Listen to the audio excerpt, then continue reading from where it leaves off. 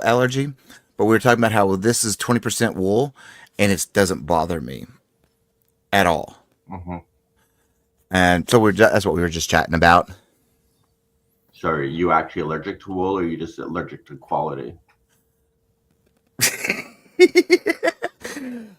I like a super wash still breaks me out, and it's almost an anaphylactic reaction to where my throat will start closing up. Oh, I see. And when I touched that stuff, it was like I didn't have no reaction. And then Russ from earlier, I had this idea for a sweater that I wanted, but it had to be in a certain colorway. You know, when you get those ideas, they got to be in a certain colorway. Mm-hmm. And it was this colorway of a tweed from Hirschner's. Well, it was this colorway, but it's from Hirschner's is what he showed on his channel, and it has 30% wool. So he sent me two that were sealed, just in case if I was allergic. But the 30% didn't bother me, so I don't. It's like, is it faux wool?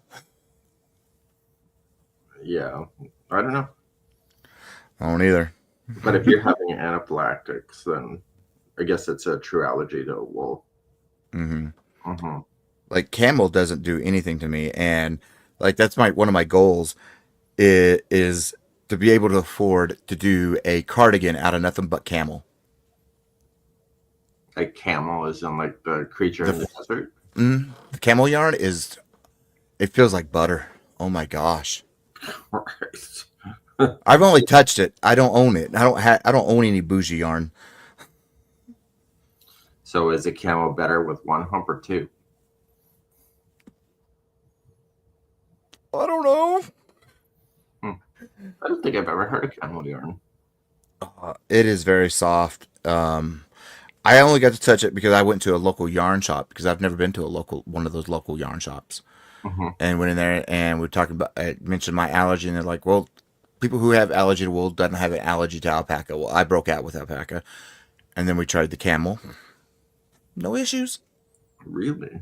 Yeah, So people with allergies to wool don't break out with alpaca. that's what I was told. I don't think I've ever heard that. Unless she was just pulling my leg, I don't know, or wanted to see if my allergy was real. Who knows with people? Some people just want to see the world burn. That's kind of true. That's kind of true. So yeah. So you've been yapping all night. So how are you feeling? I'm doing good. I'm doing good. Starting to get tired, but yeah. So with Uh, so with your partner, what was his thought when you said you want to stay up all night and yap? his thought was, "Can you do it with your leg, with uh, my nerves condition?" I'm like, I I should be able to. Mm-hmm. So far, so good. Let me take that off. There we go. But yeah, so far so good, and it's going. And Mm-hmm. um, I have a.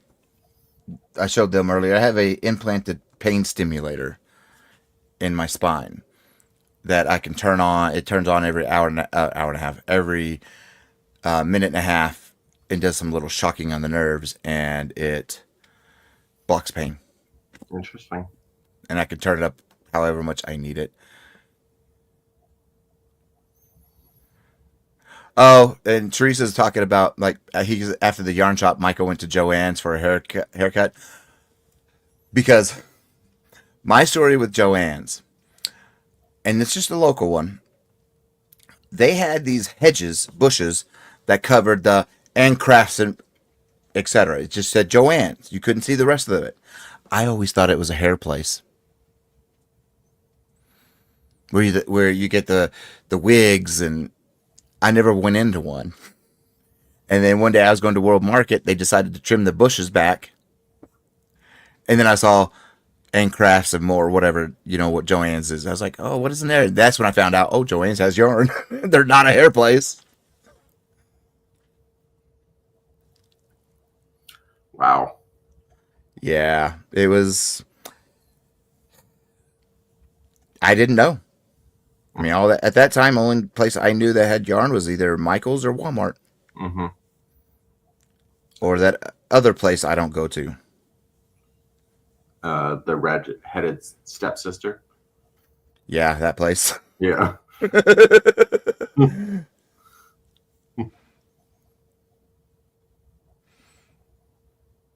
So, what are you working on?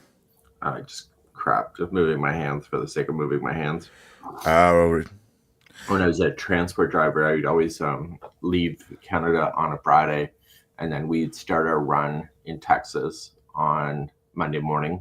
But so we'd end up in Texas on a Sunday afternoon, and I always wondered what a Hobby Lobby was like, and it's like it was always closed, and I'm like, huh, I wonder what this place is. So every time I had a day off, it was always a Sunday. So it took me years to actually see what a Hobby Lobby was like. yeah. See, the husband used to love the I love this yarn until they started making their issues public, and that's when we was like, yeah, we gotta go. Yeah. Honestly, there's enough business in the world that you don't need to shop there. Mm-hmm. And I don't. And now, the way all the big twists I have, I don't need to shop anywhere but my own. Well, good morning, everybody.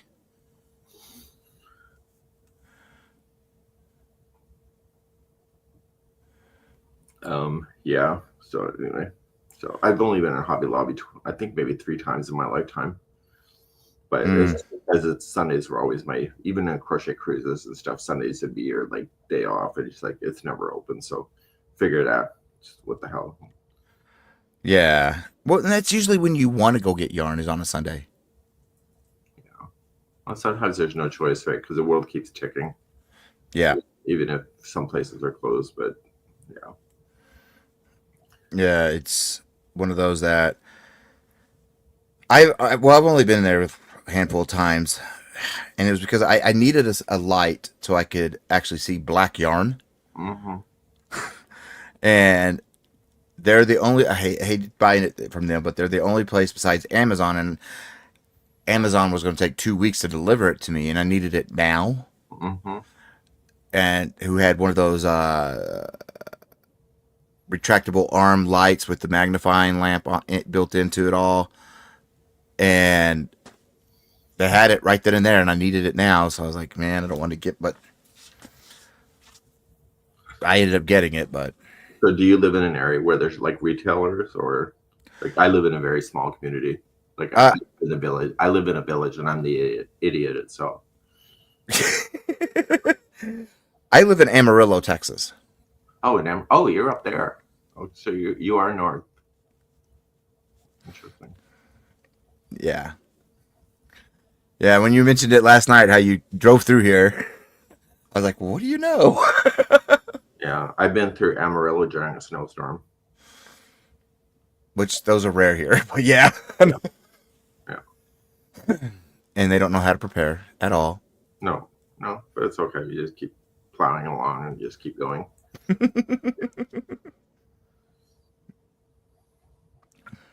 Let's see. I know we got a few like Brandon Olgan. He does a lot of. He's multi-talented. Spinning. That's one thing I could never. I've watched people spin yarn. Mhm. I just don't think it's something I have the patience for. Well, it's pretty. Yeah, I just find it. I just find in life that just whatever you always find space if you love it. And if Mm-hmm. you don't, then you say screw it.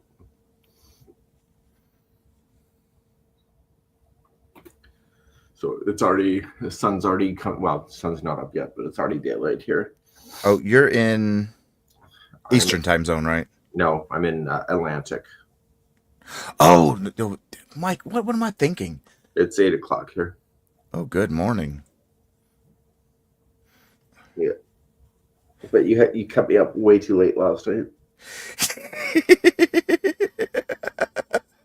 You were a hoot this last night, man. I really appreciate you coming up and everything. It's just amazing. Mm-hmm. Actually, the whole group was like, I've never seen you two hosts that just kick back and let their hair down, literally.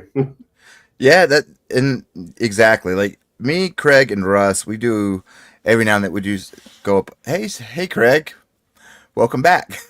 Mhm. That's one person I need to do over here because there we go.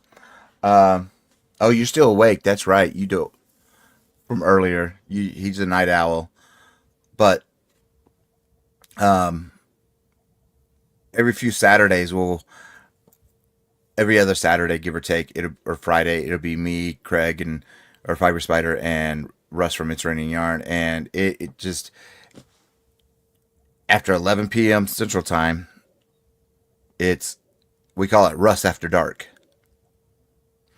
because that's when the conversation changes, and it is a hoot. All that whole entire night, I keep my husband awake from laughing so much. Does he like that? No, I but know Daniel would lose his mind. he deals with it because he knows what I'm trying to do here Mhm. with my channel and YouTube and make friends and all that happy stuff. And so he tolerates some of that late night stuff. Yeah, most of the time I do shut the door to this room so he can't hear nothing. Yeah, yeah, But with the little pup right now, I'm not shutting no door. yeah, of course. But Oh my God. This is so, like having a Coke before 11 in the morning. Jesus, tired. I don't usually crochet in the mornings. oh really? Yeah, it's like having a Coke before 11. It just doesn't seem right. Mm. Yeah, I do it all the time. I have to keep my hands busy. Hmm. It, it's I'm one of those that I use it as a mind distraction. Yeah. It it just keeps my mind off my pain. So I do it all the time. And I know there's people like people telling me, watch out, you're gonna get burnout. I've been doing this for Tunisian for 14 years. Every day, Hmm. I'm not gonna get burnt out. Yeah. Well, I find the social media world's burning me out for sure. That's where the Yes, burnout is. yes. Like the filming tutorials and editing all that stuff, I enjoy that. Hmm. It's you know the rest of social media Hmm. because you're like it can bring you down. Oh my God, yeah. But people, I have somebody that I know that literally goes on social media and he feels a certain way about things, and he says completely the opposite just to watch the house burn down. Like, and he loves it as like, my God. And there's people like me that fall into that as like, oh my God, this guy is such an idiot. Like, as if I didn't know him, I'm like, oh my God, like, how does he feel a certain way about things? And he says it just to watch it and get the popcorn and just watch people just have a meltdown and fight. Oh wow. And I think there's a lot of people that do that. I speak that I do see that. Oh my god, why am I stuttering? I Hmm. do see that a lot in all the different communities on YouTube. And not just YouTube. It's it's on Facebook, it's on all of them. And it's just like they just thrive off of that. Hmm. Good night, Nikki. And they just oh my goodness. What thrill do you get out of that? Hmm.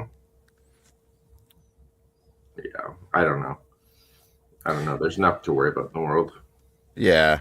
They like to put the shit in the pot and stir it. Yep. After last night's stories. Yeah, totally. Are you ratting me out? That's like having a Coke before 11. Oh no, I'm not writing. I didn't even think about that till just now. But you really stick to a Coke, no Coke before 11? No, but it feels like Oh, that's always the general rule. It was oh, in my really skinny days, until I met Daniel, because Daniel's a cook. Um, like literally, I would have like a Coke and a bag of chips for breakfast. oh my gosh! But Yeah, look, in my skinny days, it was 2 honey buns and a Coke for yeah. breakfast. But I was really ultra skinny, and I had black underneath my eyes. And so when I met Daniel, he says, "You're just so malnourished." And so anyway, so then the boy taught me how to eat. And he feeds you good.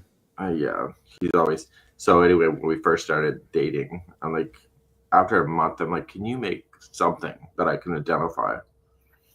And so he doesn't like never make the same meal twice. Mm-hmm. And so I'm like, I don't need to experience Egyptian or Greek or anything. I just want a freaking hamburger and fries. That's all I want. So I'm a very basic eater, but I have to say we've been together a long time. So I wouldn't have been able to handle like the falafels and the other Greek dishes. And he loves Pakistani and what's that called? All that kind of food out there. Loves Uh, the curries and all that. mm-hmm. Loves Middle Eastern. See, when we met 23, me and my husband met 23 years ago. Um, it was chicken nuggets, and I'm like, no, no, no, no, no, no. Hmm. Here we are in the military, living in barracks, and I'm cooking in an electric skillet. Hmm. But you got to make do with what you got, or hot plates. And I'm making really good meals. I do all the cooking, and then like now, 23 years later, I have to cook like I'm cooking for a child. Yeah, that's what Dana says about me. He'd Hmm. rather he'd rather have McDonald's chicken nuggets. Well, We let's not judge the boy. So he likes lips and assholes and chicken. Dippy dippy in the sauce. we go to an Italian restaurant. Do they have burgers? Seriously? Yeah, my last partner and I got thrown out of a Mexican restaurant in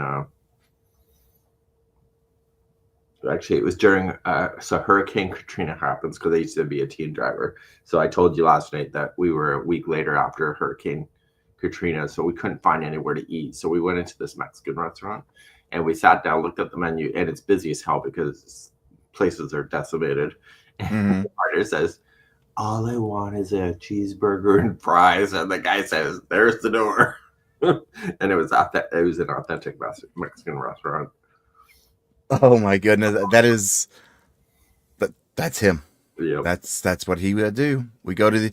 Okay, I like to be somewhat explorer, the Hmm. cul- you know, cor- culinarily, and so if I choose Italian, I want some, especially authentic. I want really good authentic Italian food. Hmm. I don't want a hamburger. But wants a hamburger. I'm like, why? He goes, because I know it's safe. Mm, yeah. So, but I grew up really poor, so we grew up on mom would just cut potatoes and put them in the fryer. Put them in the fryer.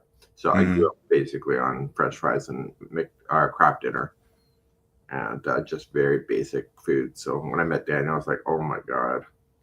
So I had never tried most of the stuff. I had porridge for the first time last week.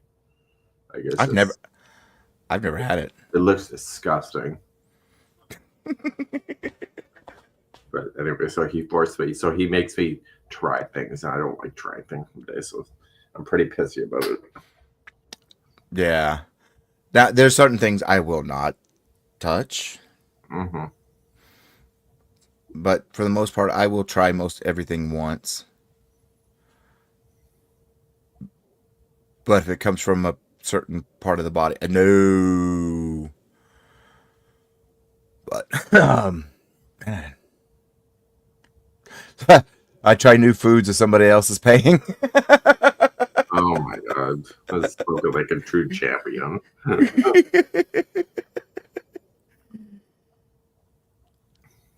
But you know, the cost of having fast food is really expensive. Like it's just, and I see people complain about it all the time. I'm like, well, you could have just went to the grocery store and bought something and made it yourself. But the convenience of fast food is convenient. Yeah, You also exactly. get the price, right? See, we talked about that after you left. We were talking about meals and stuff, and like we rarely eat out. If we eat out, it's Whataburger. So a hamburger. Yes, Oh Jesus! Didn't you just have a whole thing about hamburger? but that's where I got. You know, that's what I'm intending. I'm ordering that because I know that's what that place is. But if I go to an Italian restaurant, I'm not going to order a cheeseburger. I see. I've only You had know, like he Whataburger. does. I've had Whataburger once. I was not impressed. I had it once, and I was like, I didn't feel like I needed to go back. Mm. But I'm it's like, getting that way now. Used to it was like poop, and then about 10 years ago, the family who owned it bought back all the franchises, and because they were dropping their quality, the food started tasting was being come tasting really bad. So they brought them back, and then they revamped their menu, and they were great. Now they sold 2 years ago to another company, and now the food quality is going downhill and more downhill. And it's like it's almost on par, like on par with McDonald's now. okay, And McDonald's is not good, you know. yeah. I do go to McDonald's. Do I love the food? No, but it's comfort food and It, it's convenient. comfort food. That's anytime we ever do get McDonald's, it's because it's comfort food. Yeah, and I still order the damn strawberry shake, even though it makes me feel like vomit later. And I still do it every time. I'm like, I have to have a strawberry shake. And then I'm like, I will be fine this time. And there I am an hour later, like, why in the hell did I have the shake? That is me and the Wendy's Frosty. Oh my God. Oh, I can't go to Wendy's. Wendy gets in my asshole and she takes her shovel and she pushes everything that I've eaten for the last year out within an hour of Wendy's. I don't know what it is. That's Taco Bell. If I smell Taco Bell, that's happening. Yeah, I don't know. So I actually, Daniel and I went to Wendy's and then I had to go to a dollar store. And my God, I cleared that line. And I was like, oh, because, silent but deadly. And these people were so disgusted with me. I'm like, what am I going to do? And so then I ended up going to a coffee shop and sat there down. And my God, and I let it go. But it was all silent. And this lady turned to me and says, you fucking pig. And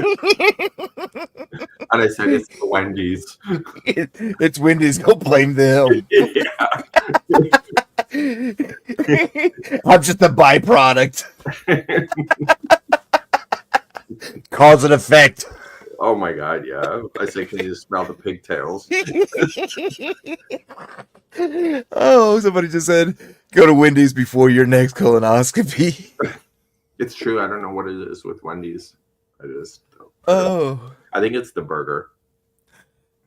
See, I don't get the burger. I get the Frosty. Even though I know what it's going to do to me. Yeah. It's that taste I'm craving. Mm.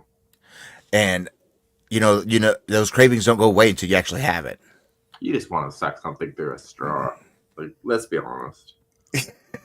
Yeah, let's be honest. Lesby.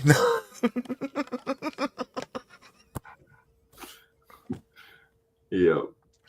Oh my gosh, you're a hoot. But yeah, I mean, I do a lot of homemade food, but there's just days you just don't want to cook. I don't know how Daniel gets, but there's days I don't want to cook. Oh, he just protests. And I go upstairs because, so we have our breakfast is the only meal I'm on my own. Mm. So, and then he'll have a hot lunch and then a supper. But if there's nothing, I don't smell nothing by 6 o'clock, I don't feel like it. So So we go to a local pub, about 20 minutes away, and it's comfort food, and we know what's on the menu. Just save the menu. This is what we want. But yeah, but it's really authentic British pub food. It's such comfort food, but it's lovely, and it's a way to get out of the house. And then my local Stitch group in the evenings, we go for dinner as well. As well, whoever wants to go, but everybody likes to eat really early. So Michael. I like to eat late. Yeah. I don't know. Daniel and I, we have supper sometimes up until 9 o'clock in the morning. So, and I just don't think about it. So, Well, I cook early because he gets home at usually between 4 and 5 p.m. my time. So I already have dinner done. Now, do you need to microwave it when you decide to eat? That's on you, not me. You know, I made the meal. I don't care if it's air fried Hot Pockets. That's what we're having. Air fried Hot Pockets. Oh my gosh, that is a game changer for Hot Pockets. I don't think we're friends. What the hell is air fried Hot Pockets? Just take a Hot Pocket and put it in the air fryer. Yeah, what's a Hot Pocket? Oh, really? I don't know. I didn't know y'all don't have those up there. It's a puff pastry. It could be ham and cheese wrapped in a puff pastry. Most people cook them in the microwave, but once I they're really good. They have all different types. Like they got ham and cheese, pepperoni and cheese, 5 meat and cheese. It's a quick little handheld. Oh, I don't know how to really describe it, but are they satisfying? Yes, and they're almost a comfort food in a way. Sounds like it is. It's dough and it's meat and it's air fried. Well, we air fry ours, and because Deb Weston is saying like a hand pie. We did ours in an air fryer the first time, and they just come out so great, kind of like a calzone. Okay, but calzone. Like I'll look that up. That. What is a calzone? Oh, I see. That. Or sausage rolls. Yeah. But that's on the very few days when I just want to stay in bed. And if it's a day that I just really just don't feel like cooking, but I have to cook because I know he can't cook unless I'm not eating microwave scrambled eggs. Oh, your life is so rough. Jesus. Have you seen those things, how they turn green? You are one big pampered little crocheter over there. Yeah. Oh, Jesus. So one of our comfort meals is we take kielbasa and I slice it up and put it in macaroni and cheese. Oh, you're living dangerously. Yeah, that seems like that's okay. That's a comfort meal for us. So do you have crap dinner in the U.S.? Yes, and I will not eat that. Oh, we can't be friends for sure. That's my favorite thing at all. Are you talking? Okay, is it the powdered cheese or the liquid cheese? Powdered. Because if you can't. Okay, I grew up on the powdered ones. I can go there. I didn't know they did liquid. All right. Well, is it really cheese if it's liquid? So when I met Daniel, I had Cheese Whiz in my fridge, and Daniel says, so he threw it out. He goes, that is one atom away from being plastic. So I've never had Cheese Whiz since I've been with him. I've had Cheese Whiz a few. My mother-in-law, she loves Cheese Whiz. Mm-hmm. And nah, not us. It's the Cheese Whiz not in the jar, but the Cheese Whiz in the spray can. Spray Cheese Whiz. Or it looks like it has the little nozzle you squeeze like you do with the Cool Whip cans, but it has cheese that comes out. That's what she loves. Oh my God, that cannot be good for you. I don't think it is. I mean, is anything in the U.S. that we eat good for us? Well, I don't think we're any better up here. I mean, we deep fry Oreos and ice cream and water. Oh, that's true. So I live in it, as I told you last night, I live in a very agriculture area, but the amount of Mhm. mom and pop restaurants that are here with the food quality is just phenomenal. And it's amazing, really. I love that you call them mom and pop Okay. because that's I love mom and pop restaurants and convenience stores. Anything mom and pop, I love it Hmm. because that's when you know you're getting quality. Yeah. Well, there's always a misconception, at least in Canada, that these independent retailer stores, which are mom and pops, are overcharging, but they're not. It's just there's a quality of yarn that either people like or they don't. Mm-hmm. Time to splurge, and there's a time not to. Yes. But like anything mom and pop, I'd rather I'd prefer. Hmm. It's just so much better. Everything, regardless of what it is, it's better. Hmm. I like cheese whiz on crackers. Oh God, I'm just reminded of my childhood. Yes.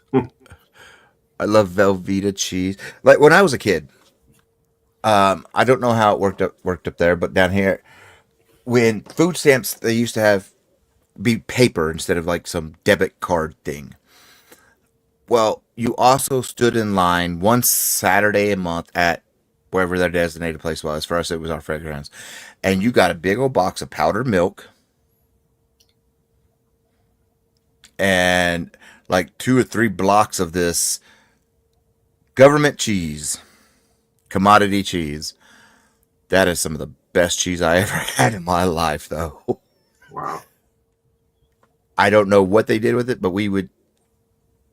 And then you got some bread, you got a bunch of other stuff, but and not an ounce of it healthy. So tell me about the food stamp thing. I've heard about people with food stamps. Um, I grew up really poor, but Mm. we never did food stamps because I don't know if it was available for us. But we would literally, for a family of five, we would split a box of craft dinner. Like Hmm. it's like because it was that serious. But I don't know if it was pride or whether what it was. Well, the food stamps is for it's a food substance allowance to help the poor families, Okay. those who need the help. That's what it was there for, and that's who was on it. Hmm. And yeah, I grew up dirt poor, Hmm. and that's what food stamps is. You now it's on a like a debit card. So if you go to a store, you can only get certain food items. There's a place in town here that it's called Papa Murphy's. It's a take home and bake pizza. They make the pizza in front of you, but they don't cook it. You take it home. They take food stamps because of that, because it's not ready to eat. So you can't get it. You can get not ready to eat stuff. Hmm. Most people get a lot of the quick, easy, cheap meal stuff, even though it's not healthy, but it's cheap because they only get so much in that, and they got to make that stretch a whole month. Hmm. And It's just kind of interesting. I've before I met Daniel, like I ended up having a really rough patch, and I tell you, I didn't know where I was going to get my food. Like it just, and you make it last. It is amazing on how much, and that's why I was super skinny. People say, mhm, "Oh, you look so great. You're so skinny." It's like I'm friggin' not eating nothing.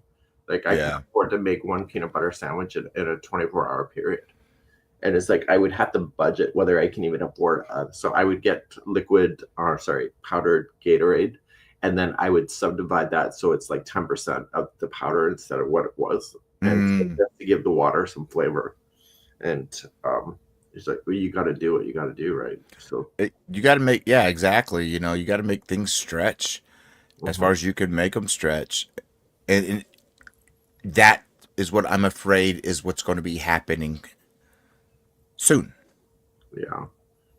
Well, I'm in it. Like Nova Scotia is the highest taxed province in Canada, and I never realized it before I moved out here from Ontario. So there's a lot of families that are struggling, and then you got to really pray to God somebody dies just to get a job. But I think that's almost Whoa. common for everywhere, right? So at the bottom of my laneway here, we have migrant houses that are here.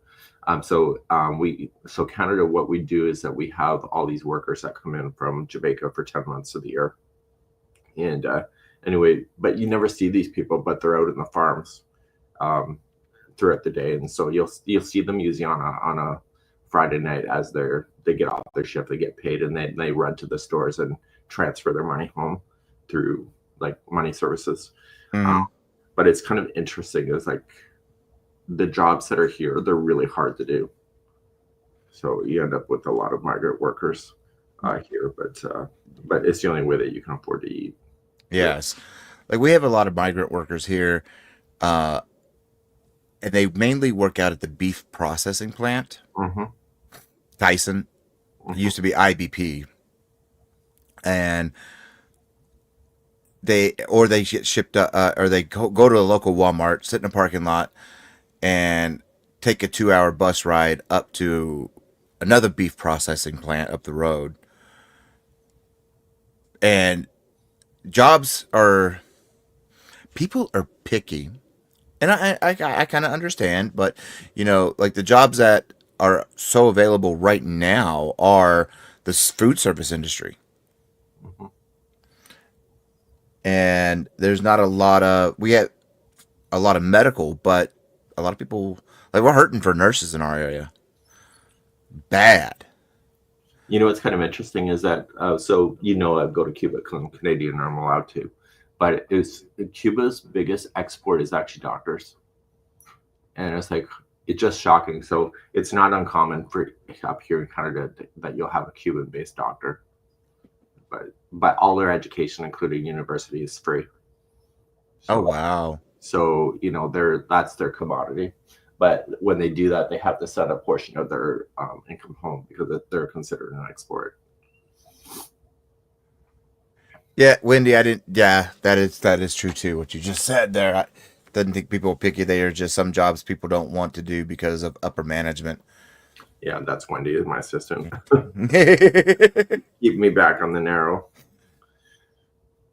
Yeah. But Good morning, Wendy. right. Yeah. So Wendy tends to work overnights. She works the night shift Hmm. in California time, so it's still 4 hours difference from here. So it's still early. Very early. Mm-hmm. But I mean, there's jobs available here. It's just the skill. There's a lot of skilled jobs, a lot of nursing, and our local college is very pricey to go for, especially the nursing field. Like if they did scholarships or even helped with, because there's a lot, or even helped with the cost, we wouldn't have a nursing shortage here. We wouldn't. The hospitals wouldn't have to pay 3 times the going rate to have a nurse come in, or what we call traveling nurses, come in and work for a couple months. Mm-hmm. And of course, American healthcare system. Yeah.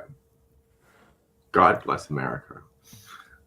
It's actually kind of funny because I looked up my college course that I took. So the rule is that if I wanted to go to college, I had to pay for it myself. That was just the rule of the family. So, Mm-hmm. but I knew that. So I spent my high school years working. So I was able to, by the time I graduated in grade 12, I was able to buy a brand new car with cash, and I was able to buy my education for 2 years. But then my college, in retrospect, was only $4,000 for 2 years, and and so I could afford to do that. But the same course today is 35,000. Oh my Like, goodness. so that's not even inflation. That's just like something else. Like there's no way. And so I'm not even sure. Like college taught me discipline, if anything. That's what I think I got out of it. Yeah. I like for I joined the military right out of high school. I went into the Navy. Go figure. And because I wanted out, I had no way to pay for college. Hmm. Yeah. That was my way to be able to, at least get some education under my belt. And yeah, it ended up paying. After I got out, I was able to use what they call the the GI Bill. Hmm. That paid for 4 years of my college. And then because I'm from Texas, I enlisted from Texas. I got an additional 4 years. I wouldn't have been able to do any of that. Hmm. Yeah. And then I look now to see what my degree plan, my degrees, those courses, and how much that would cost. You're looking at over almost $200,000, Isn't that crazy? And you'll and it's never get just, that back. Like, oh no. no, hell no. Like you never make that back. The cost difference. Mm-mm. It just so, and I think my biggest lesson of 2024 going into 2025 is that I gotta stop caring about the younger generation. And because I'm so worried about these people, but I never had kids. I'm the last of the branch of the family, right? So I'm worried about a generation, but in actual fact, I have absolutely zero control with what happens with this generation. And I am worried. I worried myself sick about something I can't even fix.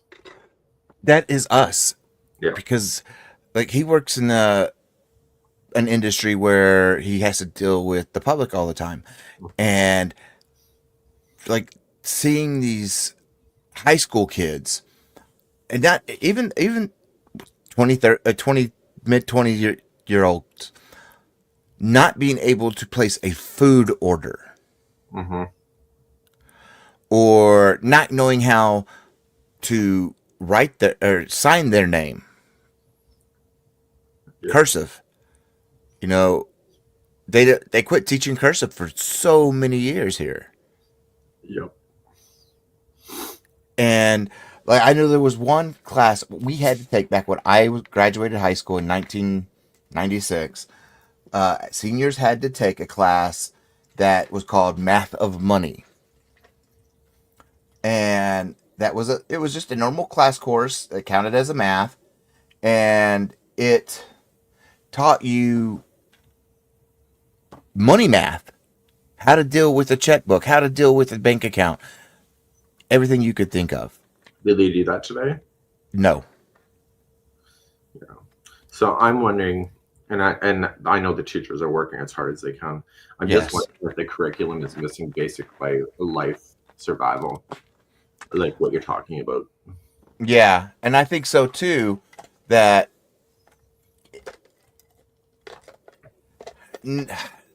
they're socially inept. Hmm. But let's be fair too. Like you look at the major retailers that are American owned up here, like they're only willing to give a person 4 hours shifts. Like you can't survive off that. No, you can't.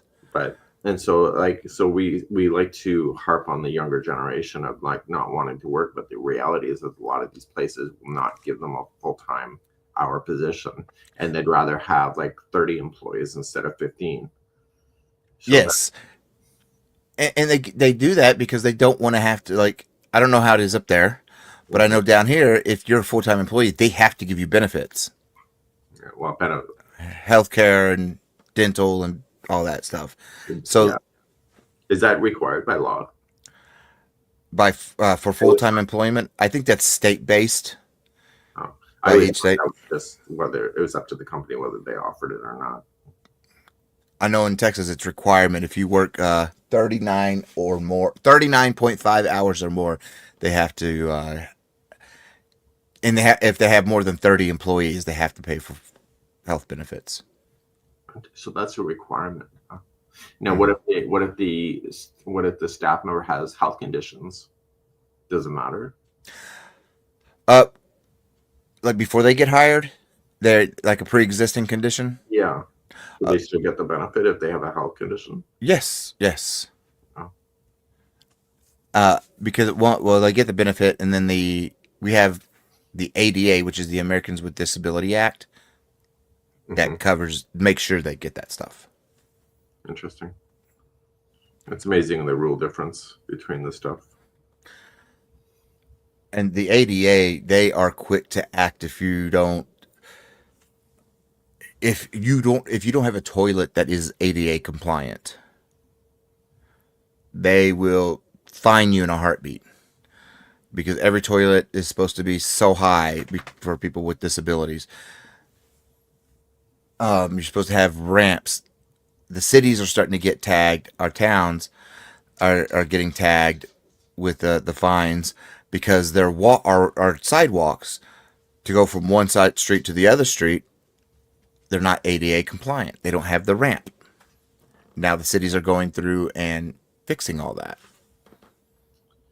I had a hard time when I had the yarn studio in my home, on the grounds here, but I ended up closing it. It's just like it was so difficult to get my business to be authorized to do home crochet once a night or once a week in the evenings because I Mm-hmm. only had one bathroom in the studio, and they said, well, you have to have a men's or females, and I'm like, we're only open for like 2.5 hours out of a week, you know, and it's like holy shit. So it was a nightmare trying to get the business to be allowed to go, and I'm pretty much in tears because I'm like, I've invested my time to come to Nova Scotia. I called to make sure I could do what I wanted to do, only to get here and realize you can't because of the laws of certain things like that.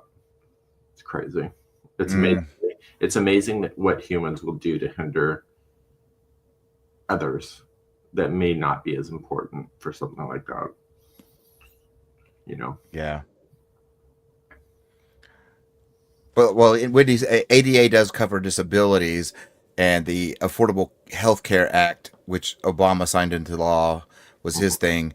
Uh, Made sure that if somebody had pre-existing condition, that insurances would have to carry them, but it didn't ensure employers would have to give them health insurance. That's where the ADA covered in. They did an amendment to the ADA to help cover that. Sorry, I paid attention to all the ADA stuff because it affects me. Yeah, yeah. It's kind of interesting. And you're not.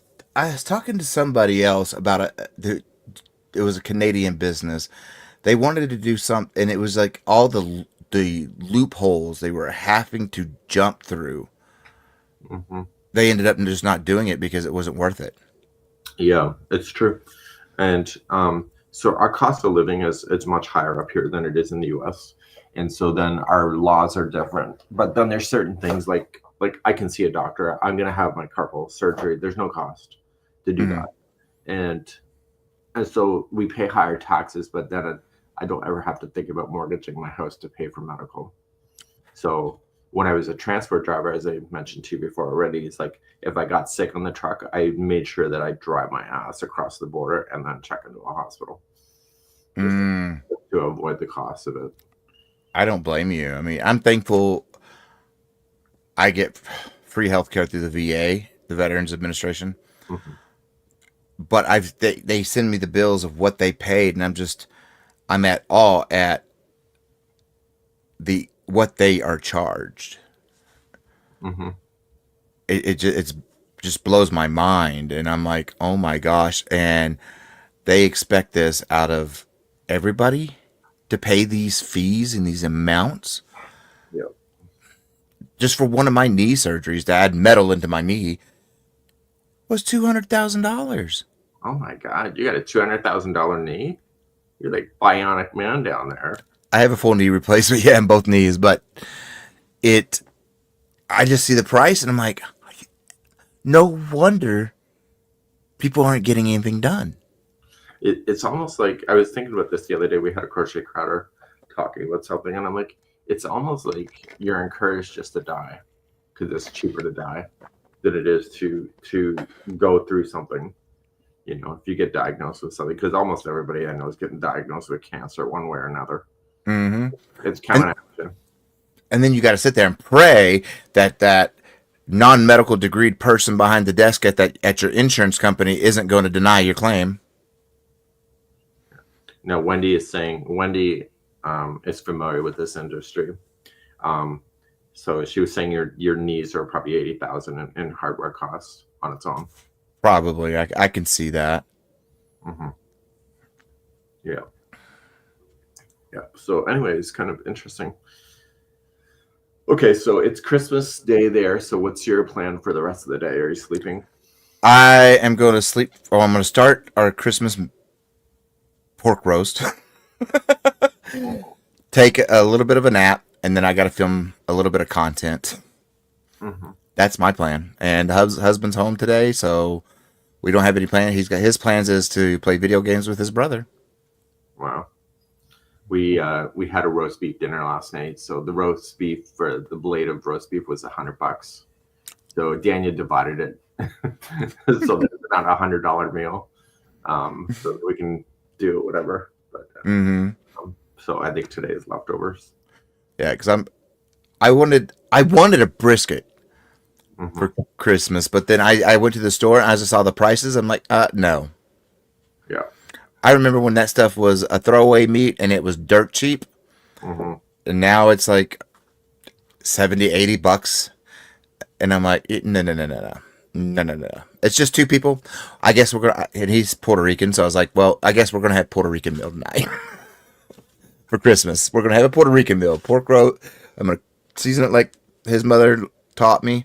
I'm gonna do the yellow beans and rice like they do. Mm-hmm. That's dinner. Yeah. But I don't know. So I think I'm working today to a certain degree, but I think I'm gonna work on my miniatures today. But yeah. When you say working, you mean on your YouTube channel? Yes. Oh, okay. I'm probably working on website stuff today. So you schedule yourself to do things? Yeah, you don't. No, I So need to. my desk is a bloody mess, and then yeah, I just know what needs to get done. We're launching a stitch along tomorrow, so I'm gonna probably sneak it online today and put the links that are live so people can start working on it today. But the video will go tomorrow.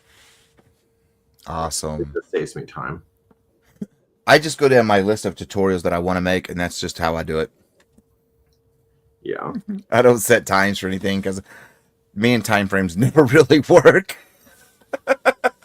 Yeah. I'm usually 4 days behind, so it was like, yeah, just that's how it's just going to go. Just go through the list and mark it off. So what would you have done differently now that you've been doing this for over a year? Would you have done anything different? My first 20 tutorials, probably. I would have been more to myself than trusting people that I shouldn't have. And who in that trust was somebody that was in your life or online people? Community online. Yeah. I had when I first started in the first like few months, I had another tutorial host tell me something, and they said that you should never do such and such. And it's like, so I put it out of state, out of mind. And it turns out that what she was telling me not to do was exactly what I should have been doing. Mm. She was just throwing me off of the scent for being successful. And so I'm very careful about, you know, Yeah. about who you listen to, because sometimes and it may be something that another host, it doesn't work for them, but it works for me or vice versa. Yeah. But yeah, but unless you try something and see what sticks to the wall, you just never know. Exactly. Like I've been trying different item make. I call them item make tutorials. You know, I've been trying different item makes, and certain things I've noticed take off. Mm-hmm. And of course, that's blankets. Yeah, that's my thing, because I don't want to put a measuring tape around my waist. You can below my waist, but not on my waist. Oh my goodness. But that's I got burnt out on doing blankets. Yeah, it takes But longer. I know blankets hit the market. Yeah, it depends where your people are for sure, and the cost. You know, some people like message in, they want to make a blanket for $20. I'm like, I don't know how in the hell you're going to find yarn for $20 unless it's donated to you.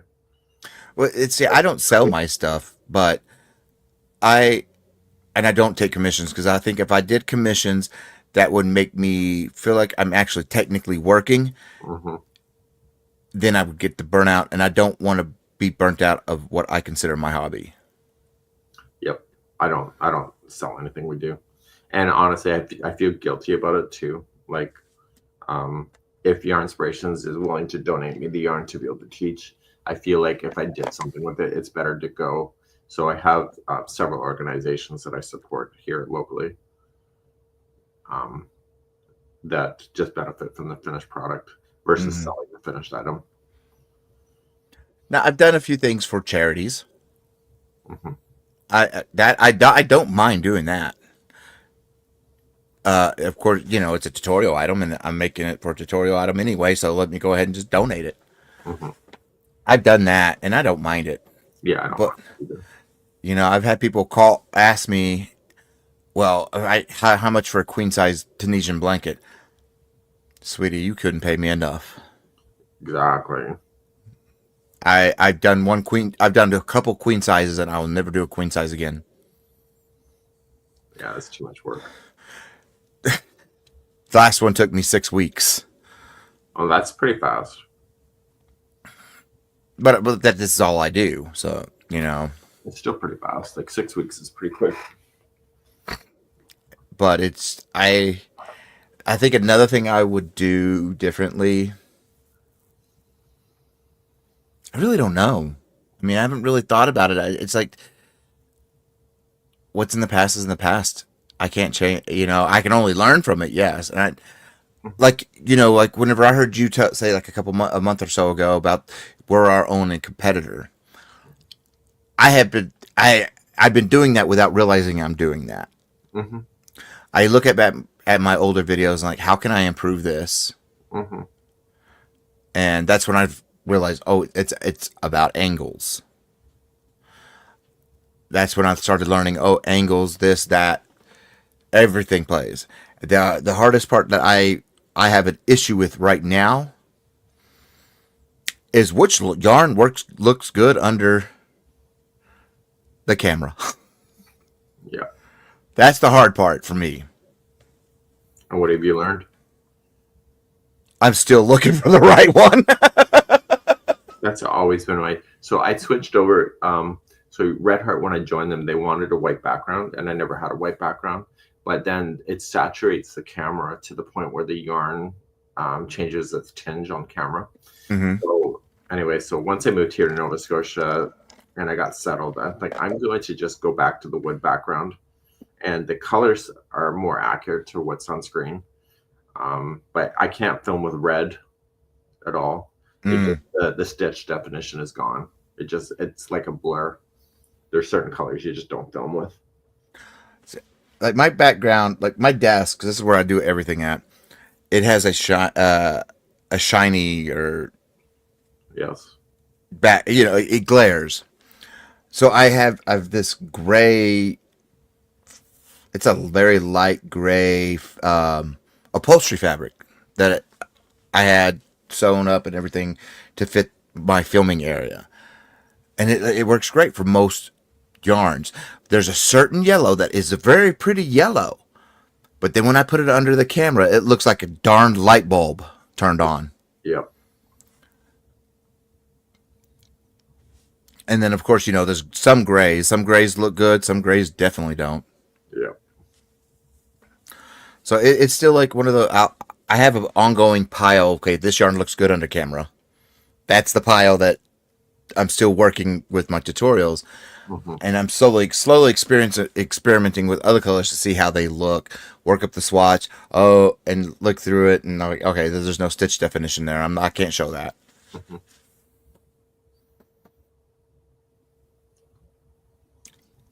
And of course, no black. Yeah, black is really difficult to see. So I don't. But yeah, black is such a huge popular color. So Hmm. because everybody bitches about it online, but the reality is they sell a lot of it. It is a very popular color. I have plenty. I have some black. I don't have a lot, but I don't use it in tutorials, just or anything I'm going to make for a tutorial, because you're Like, just not going to see. You're not going to see yeah, shit. yeah. And white is the same way. But you're also, because we're white guys, your hands also saturate the camera, so it's a double whammy of like too much saturation of a light color. Mm-hmm. So I had my studio set up in the other room, and then there's no natural light at all, so it was always a really dark and dingy. So I have it set up here, but I got to make sure Daniel and the dogs are not right above me because I'm right below the dining room. So, Oh yeah. yeah. Well, we have a hall, wooden floors, and when I film, I have to shut the door, and we put a long running rug down Hmm. the hall so that when the dogs are walking around, you can't hear them. But because this mic that I use is very sensitive, Hmm. like if they were in to go eat or drink right now, and that's on the other side of the house, you would hear it Oh, for sure. because of this mic. And that's so I close everything off. I hear it when my raw footage, but whenever I process it, you don't hear jack. Interesting. It's amazing the sounds of the house, like when you're filming. Like I just take it for what it is because it's ambient noise, and you don't really hear it until you're in the playback of the editing. It's like God, like you just don't hear those sounds because you're just so used to that being the sound of the house. Mm-hmm. It's like a white noise. Yeah. So one of the issues that we had when we bought this house, so we were on forced air um, in the last house, so you'd have the running fan all the time. And so I Mm. had to turn that off. And if it was an all day filming, the house would be freezing in the middle of winter. So this house here is in floor heating, which has no noise. And so it was a huge difference. Oh yeah. Well, our air system, the central air, it has a really strong push. Hmm. It's almost like it's forced, but only when it comes on. You can actually you can hear the air coming out of the vent. Hmm. I've heard it plenty of times in my tutorials, but I can turn on the recording mode for the audio, and then all that goes away. And I love that. Like, I don't know what program you use. I use one called Movavi because I love it to death. It's so user friendly. I just switched over. I was actually at Yarn Inspirations last year, and they recommended because I was using Final Cut Pro for most of my career. Mm. And so they said you should try Adobe Rush. So what I've decided not to do once I got that, so I use, because I have it's a very expensive program to have Adobe itself, but and so it was already built into my contract anyway with Adobe. But I no longer do the smooth transitions of fading and phasing out because it adds um, those extra effects in a video cause the file size to balloon. And so then you as a creator, you have to be thinking about when you create those big videos, like that data transfer to somebody's mobile device is massive. I did not realize that. Yeah. So anyway, so I stopped doing that. I stopped doing music pretty much for the most part. I just got right to the basics. And the best videos that you'll ever make are the ones where you just shut up and do what you need to do. And, Mm. and there's a lot of hosts that want to tell you about different things in a video. I think, you promised that it was going to be single crochet, stick to single crochet. We don't care but that your dog is like just shit on the carpet or whatever. Just stay on top. Yeah. And I've seen those type of tutorials. I used to in the beginning. I used to ramble. That's why I'm Yeah. slowly refilming those. I'm not pulling those old ones down because you never remove a video, Yes. but I'm refilming them so that way I can get all that. I used to just babble because I don't like dead quiet space, but I didn't want any music. Hmm. And then with my tutorials, I don't like to show 5 or 6 stitches and call it quits. Yeah. I like repetition because we all learn by repetition. Yeah.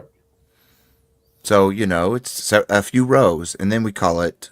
Then I show you how to close off the stitch and stretch it, show you the back, and we're good. one thing that fixed my clock really. So I have Diane Suter. She's based out of Michigan and Texas. Actually, she goes to whatever. She's a snowbird. And anyway, so it takes her 11 minutes to provide 1 minute of closed captioning. So the longer I speak, the longer it takes her to do that. So then when I'm having a dead quiet moment in a video, I just think about her, thinking she's just saved 11 minutes if I just shut up. I did not know that either. Wow. I don't have mine closed captioned. But the I need to look into that.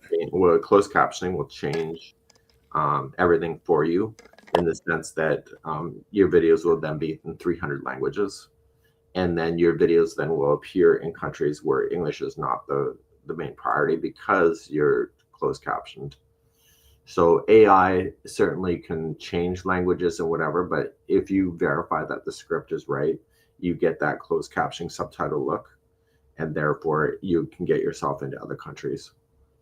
Oh, you are teaching me. But I'm telling you, it's a lot of work. Like, I would never do it, like, honestly.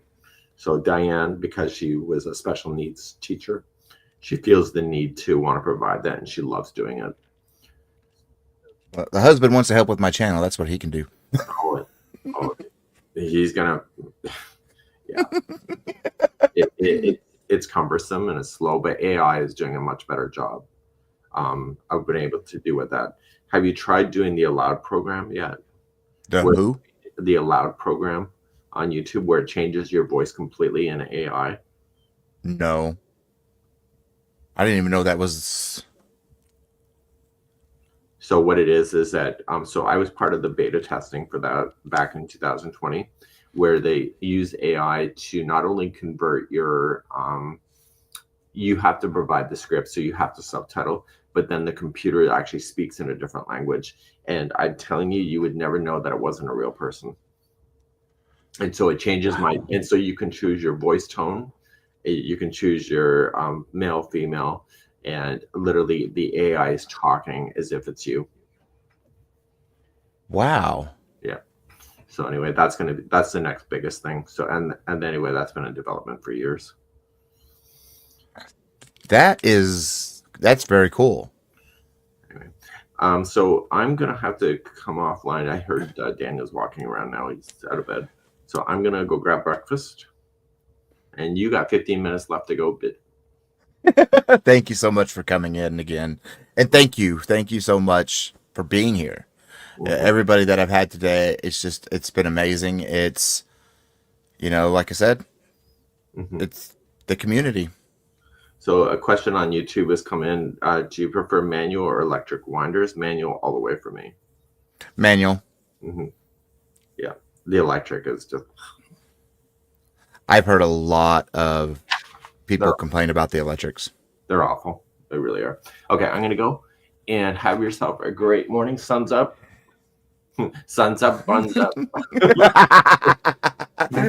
Oh goodness. And on behalf of the Crochet Crowd, have yourself a fabulous day, and we'll see you again next time, right here.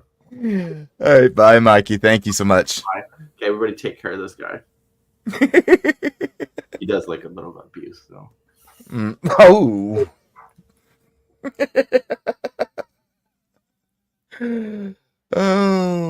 Okay.